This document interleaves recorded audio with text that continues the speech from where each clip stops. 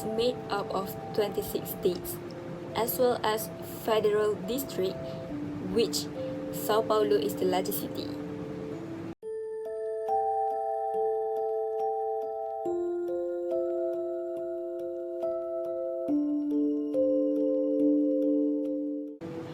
With a population of approximately 11 million people, Sao Paulo acting as the financial and business hub, as well as the location of international firms' headquarters. Thus, when doing business, the company must have at least some touch with Sao Paulo. Do not confuse and make a mistake by considering Rio de Janeiro as the capital city of Brazil. It will make you obviously did not study about Brazil that much. Rio de Janeiro was the capital city, but it has been switched to Brasilia. Building deep commercial ties, as well as good understanding of Brazilian culture and business etiquette, are some of the keys to unlock Brazil's business potential. Do take note that business travel necessitates the acquisition of a business visa, which can be obtained by submitting a visa application to a Brazilian consulate or embassy. The Brazilians love to meet up near the beach, at the cafes, and other relaxing places while negotiating business. However, do not undervalue Brazilian negotiators or misinterpret their laid-back attitude toward negotiations. Working with local specialists, at least in part, is critical, such as lawyers and accountants from Brazil.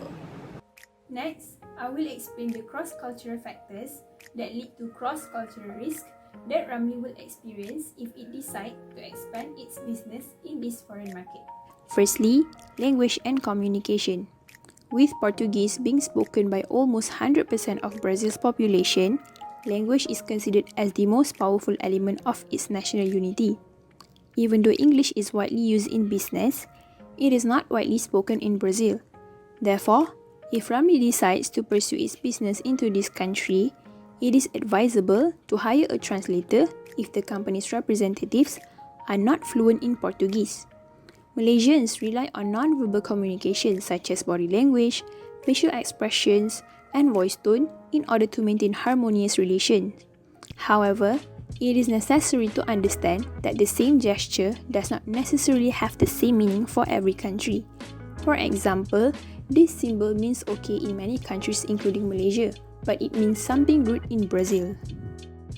Secondly, the religion and beliefs of Brazilians also may cause cross-cultural risk. Brazil is predominantly a Roman Catholic country with approximately 65% of the people affiliated to this religion. It is different in Malaysia, as our country is dominated by the religion of Islam, which consume halal food, in line with the main goal of Ramli, which is to produce halal, hygienic and quality food products. Beef and chicken are the Brazilians' favorite, so it is not a problem for Ramli to pursue its business into this country. However, Catholics will avoid meat, including beef and chicken on Ash Wednesday, Good Friday, and other Fridays during Lent as an act of penance. Business culture and practices in Brazil also lead to cross-cultural risk if Ramli wants to pursue its business into this country. For example, business people in Brazil usually exchange their business cards during introduction with everyone at a meeting. It is different in Malaysia, where business cards are exchanged after initial introductions. To deal with business partners from Brazil, it is advisable for Malaysian companies to have the other side of their business card translated into Portuguese, and they need to make sure that their business card is presented with the Portuguese side facing the recipient. Business meetings in Brazil are generally informal, which is totally different as compared to Malaysia, where meetings are generally conducted in a formal manner. In certain cities, such as Sao Paulo and Brasilia, punctuality is very important. Business meetings can be scheduled on short notice, but it is better to be scheduled at least 2 or 3 weeks in advance. It is also advisable to schedule an extra time in between meetings to allow for any extra time needed because they are frequently delayed or cancelled without notice. When sending an expatriate to run a foreign office or enter a foreign market, a corporation must consider a variety of issues. The experience could be damaging to the company's performance if any of these criteria are overlooked. It is no different when conducting business in Brazil. All of these factors may have a negative impact on the company's market entry strategy if the company fails to properly analyze the market, learn about the culture, or adjust its business methods to those that are more dominant in Brazil. Among the country factors that may result in country risk for Brazil are: first, bribery and corruption. According to several studies, corruption and bribery are significant barriers in conducting business in Brazil. Due to the federal framework of the political system in Brazil, there are numerous regulatory agencies which may enhance the potential of bribe demands from public officials. Also, the Brazilian tax system is complicated and prone to corruption. Tax collectors are said to often seek bribes in exchange for easing assessments and inspections, refraining from prosecuting tax fraud, or providing advice on legal options for reducing tax obligations. Second, intellectual property. IP rights are territorial in form, meaning that they only provide protection in the countries where they are issued or registered. If a company plans to trade in Brazil, it should consider registering its intellectual property rights before entering the market. A company dealing in Brazil without proper IP protection can swiftly lose its market position and find it impossible to trade. It is critical to have a proper patent protection and trademark registration in the place where the company wants to enter the market in order to protect new and current innovations when they are needed. The IP application is presently experiencing delays in Brazil. The legal system for dealing with intellectual property disputes can be slow at times, but the experience is growing and the courts are becoming more fair, even though it is slow. It is advisable for a business to hire a local IP lawyer to defend their intellectual property rights and to seek guidance from the IP associate as soon as possible. Last but not least, political and economic issues. Brazil is confronted with a lot of political and economic issues. For example, the higher authority in Brazil is mostly involved in bribery and corruption. Brazil ex-president Michel Temer is the target of anti-corruption investigation Operation Car Wash, and a leaked audio recording in which he allegedly admits to wrongdoings while in the office is currently under investigation. Despite current obstacles, Brazil's long-term prospects remain promising. With poor political system, many foreign businesses or traders will leave Brazil and stop making trade with them. Worst case scenario, the foreign businesses will even shut down their business there, and this will impact Brazil's economy. Currency and financial issues that can lead financial and currency risks. So firstly, we must acknowledge about what is currency risk. Currency risks, commonly referred to as exchange rate risks, arise from the change in the price of one currency in relation to another. Investors or companies that have assets or business operations across national borders are exposed to currency risks that may create unpredictable profits and losses. Many institutional investors such as hedge funds and mutual funds and multinational corporations use forex, futures, operation contract or other derivatives to hedge the risks. Is currency risks financial risk or not? Yes, it is also known as currency risks, FX risks and exchange rate risks. It describes the possibility that an investment value may decrease due to change in the relative value of the involved currencies. Investors may experience jurisdiction risk in the form of foreign exchange risk. How does currency risk affect business? So currency risk can have various effects on a company, whether it operates domestically or internationally. Transaction and economic risks affect a company's cash flow. While transaction risks represent the future and known cash flow, economic risks represent the future cash flow.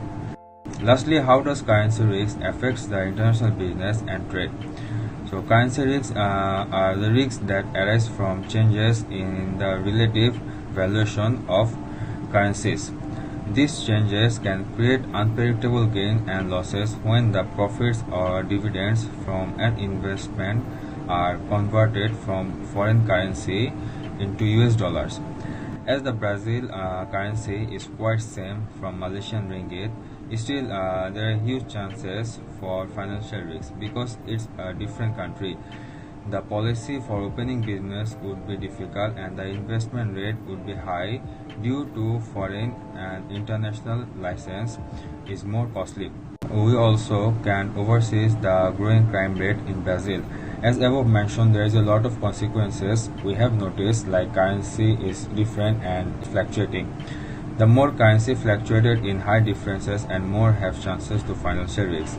As it's an unpredictable fluctuating rate, so there is a huge risk to run up a business. The world situation like war, in international politics, world market policies, pandemic, as we have faced COVID-19 recently, all those matters can also put an impact about fluctuating currency, just like dollar right now, which is rising among all the currencies right now. So we face any situation above mentioned, our risks may increase as well. Doing business abroad requires intimate knowledge of the local environment. When doing business in Brazil, it is no different. There are plenty of commercial risks for a company to consider when they want to start up and manage a foreign office or enter a foreign market there. Company needs to be aware of all risks that pertain to a foreign market to fully develop a market entry strategy. Let's dive right into the most common risks of doing business in Brazil. The first commercial issues that may lead to the commercial risk is the corruption and bribery that are common happen in Brazil. In 2021, Brazil has ranked 96 in Transparency International's Corruption Index. With so many regulatory agencies in the political system, it comes as no surprise that corruption and bribery are the main issues when doing business in Brazil. As we've known, Brazil is one of the world's leading investment destinations. However, despite a formally well-functioning business environment, corruption is still a serious issue and it can be risky for any external markets that want to do business in Brazil. Brazil has a wide range of regulatory agencies due to the federal structure of the political system, which may increase the likelihood of demands for bribes by public officials. The Brazilian tax system is too complex and reportedly prone to corruption. It is reported that tax collectors frequently ask for bribes to relax assessment and inspections, to refrain from pursuing acts of tax fraud, or to give advice on the legal possibilities of reducing tax obligations. The next commercial issue is high and complicated taxes system that make it even more difficult for Romney to operate business there. Tax system in Brazil is one of the driving forces to the risk doing business there. Without a free trade agreement, Brazil imposes high taxes and tariffs on imported goods and services coming from the external markets. It applies taxes and tariffs such as ICMS, IPI, COFINS, ISS, and many more to imported goods, which can double the cost itself. According to the World Bank's Doing Business report, Brazil ranked 124 out of 190 countries in the terms of ease of paying taxes, which it means it is very difficult to do any export activities or start up a business there due to the high taxes and complex system. Last but not least, a bureaucratic system in Brazil itself that poses a risk to foreign countries doing business in that country. The reformation of the laws and regulations for opening and running a business in Brazil has not adapted at the rate with which the economy has grown, presenting many hurdles to overseas corporations.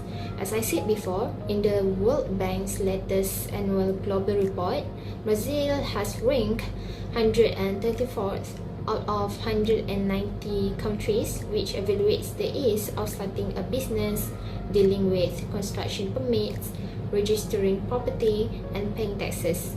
On average, it takes 11 procedures and around 90 days of working days to start a business in Brazil. This shows there are considerable improvements to be made on laws and regulations to make it more attractive and ease to foreign companies to doing business there. So I will be explaining should or should not Ramli enter Brazil. Let's look at a little bit about Ramli company and Brazil. Ramli is a F&B company with a large capacity and production of processed food. As the company implies a strong application of halal and Thayyiban concept, surely it can attract a large number of investors to become its business partner. Halal food is a growing industry in the economy, both inside and outside the country. At the current capacity, Ramli company can process about 2.5 million chickens monthly, and it is expected to process about 4.9 million chicken in near future. On the other hand, Brazil is one of the top producers of foodstuff and looking to increase its farm product export to Islamic countries, focusing on halal food industry. Based on the data published by Arab Brazil Chambers of Commerce, Brazil accounted for $14.1 billion production of food items such as wheat, corn, sugar, rice, and meat to the Organization of Islamic Cooperation or IC. This is a large opportunity for Brazil to expand its production of farm products such as beef and chicken stock. To sum up, Ramli should expand its business to Brazil by using Brazil FDM manufacturer and exporter based on three important factors. The first one is Ramli should enter Brazil market because beef and chicken are Brazilian favorites. Although Catholic will avoid meat during some special occasion, there are still a large market for the company to survive. Secondly, Brazil was the biggest producer of halal food industry. According to the latest report issued by the State Global Islamic Economy, the country exports about 16.2 billion in halal industry alone. For sure, Ramli can penetrate the market easily as its product is based on the concept of halal and Thayyiban.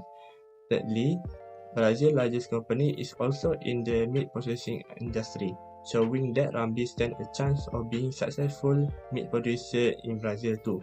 The company are heavily involved in pork production.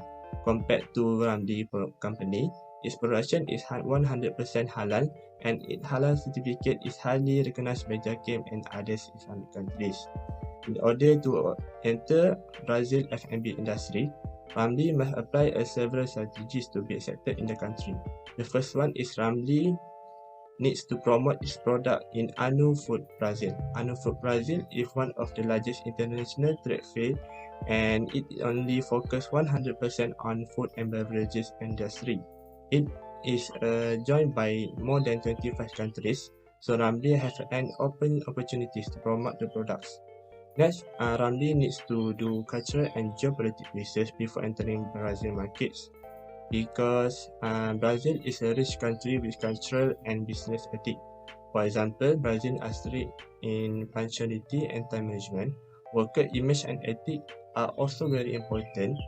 And Ramli need to hire a person with a Portuguese language proficiency because English is not widely used in Brazil.